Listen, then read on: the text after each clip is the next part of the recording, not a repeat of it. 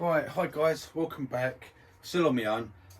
Now I've just done this little bowl. Okay, I'll turn this one. I've got the other one now, the second one I roughed on the outside. Well, not roughed, I turned on the outside.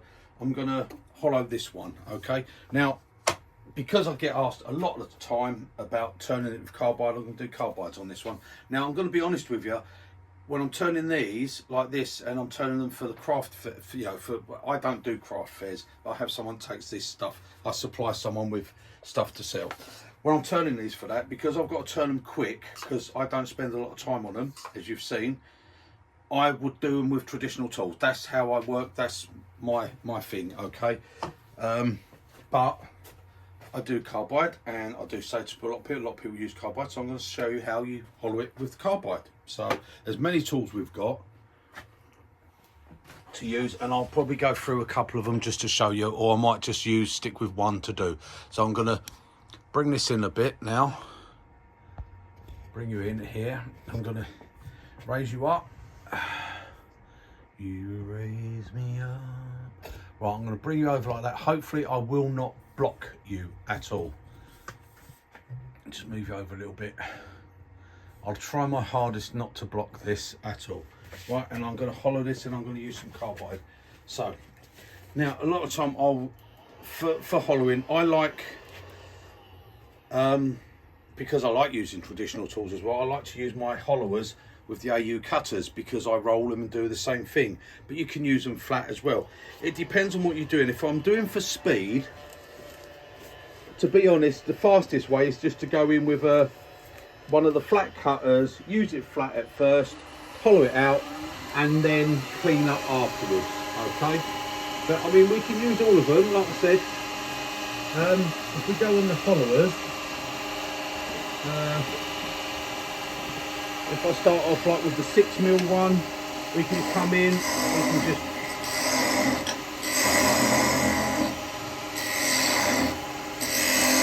I'll use 6mm followers, like so.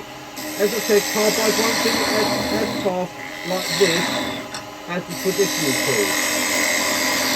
But if you're turning, say, 20 or 30 of these in a day, or 50 of them in a day, you ain't going to stop to sharpen, because you're going to get away with that.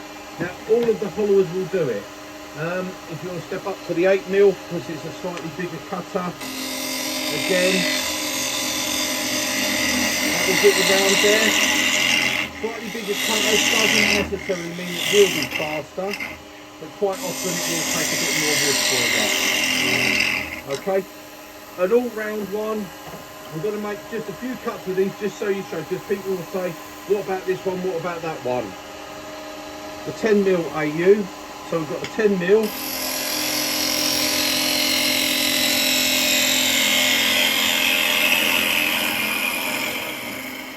Removes a nice bit of wood.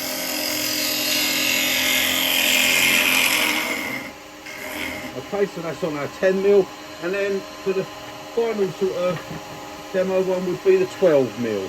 Okay.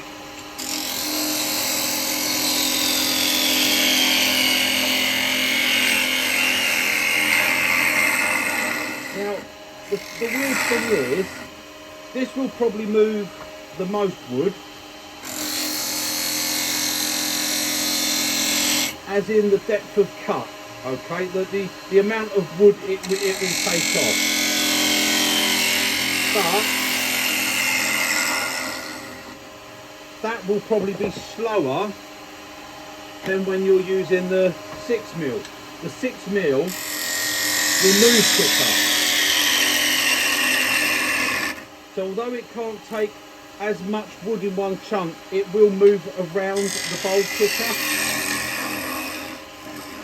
because it's moving actually less wood. So that's that way of doing it. The other way, like I've said before, is to come in with, say, the box hollower. This is the number 2 box hollower. And this, we can come in and we can just move it flat. And this will move a lot of wood. Or we can roll it over, come in this way. But that will give you the better finish, a beautiful finish actually, but what it won't do is it won't move it as quick like that. It's limited a little bit. If you want to move it fast, then go in flat. The only thing I'd say with that is be careful, because the marks you put in now, even at this thickness, the marks go deep, and then that's where you'll have trouble getting rid of them later. But you know, if you're going to come in like this and roll it over, pick up a cut and pull around, just like you do with a bowl gouge. So we don't do no different, we're not doing anything different. Okay, and we get it down that way. Like I say, if you want to push in, you won't get as good a finish. Your cutters aren't going to last you as long. Okay, but we can do it with all of them, all the covers. So when so many people ask me what ones do I recommend, I can't. All of them, absolutely all of them.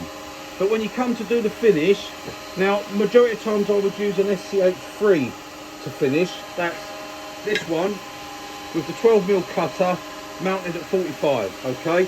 But for bowls around this size, we can quite happily, the SCH2 is a good one as well.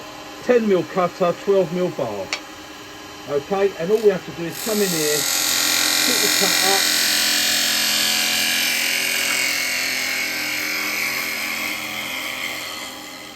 and follow around. This tool basically does it all for you. Okay, but we want to get thin here.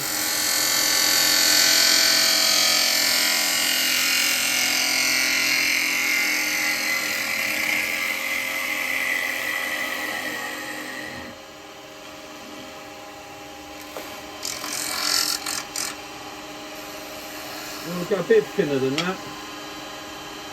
Now, this is where it becomes more awkward with this tool, because if you look where I'm having to hold my chisel, okay, so now that can make that a little bit, if you're not used to it. Easiest way is just to swing your tool rest round. Bring it that way if you can. It just makes it easier for you to pick this cut up here. Because of the bevel we've got, it's fantastic for going across the bottom, because your chisel's near enough just off and straight, okay, and your bevel controlled there. But when you come here, obviously you can't pick a cut up there, you've got to be right the way around. To me it's not a disadvantage, it is if your lathe's up against the wall.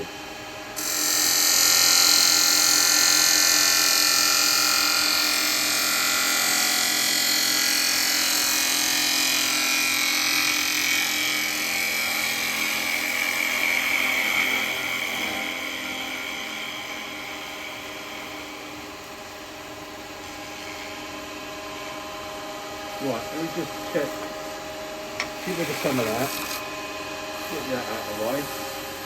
Right, I want to go a little bit on the bottom. I don't want to do too much more here just yet. I want to get a little bit more off this bottom.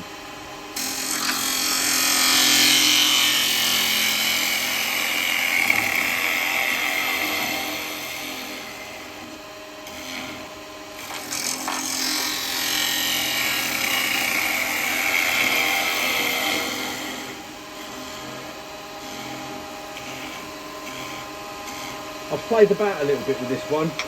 I would normally be trying to get these done quicker than this,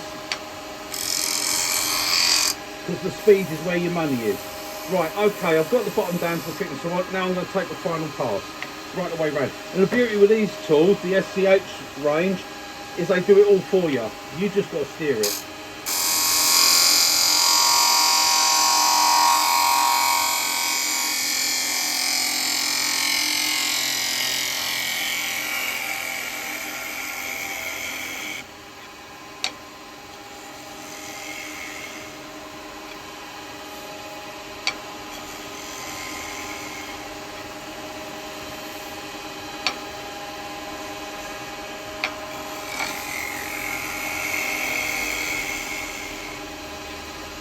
There we go, nice. Got just the tiniest little dibble. Probably because the height's not bang on. But yeah, fantastic tool. Right, that's pretty much it. Right, I'll take a little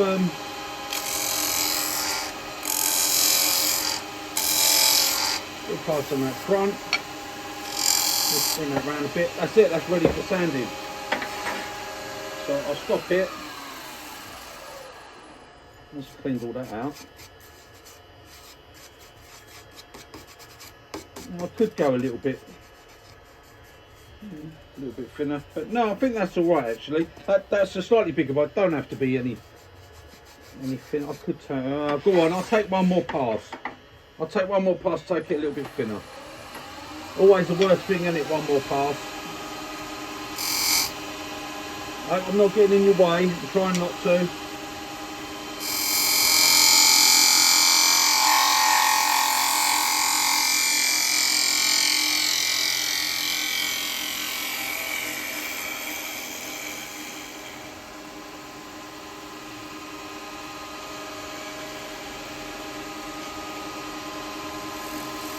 That's it, right, fantastic tool that, absolutely fantastic tool.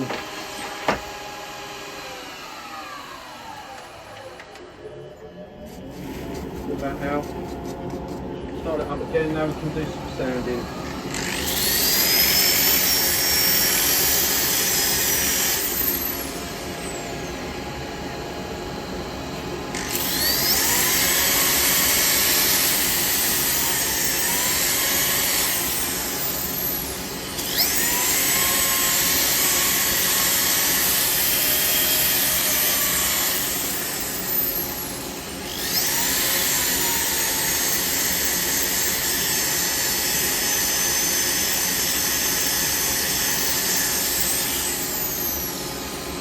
Go.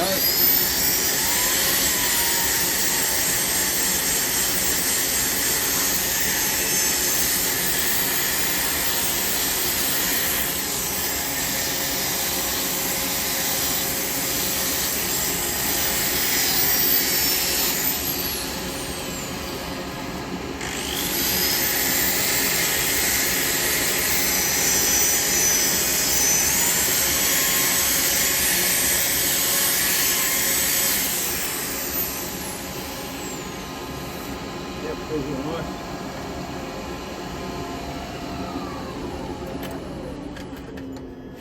And there we go. It's another one finished, and that one's done with carbide. Don't know what these black marks are. That was on the outside as well. It's there, but that's probably a bit of bruising that's happened to the wood somewhere along the line. Yeah. But there we go. Nice. Right. Let's take that off.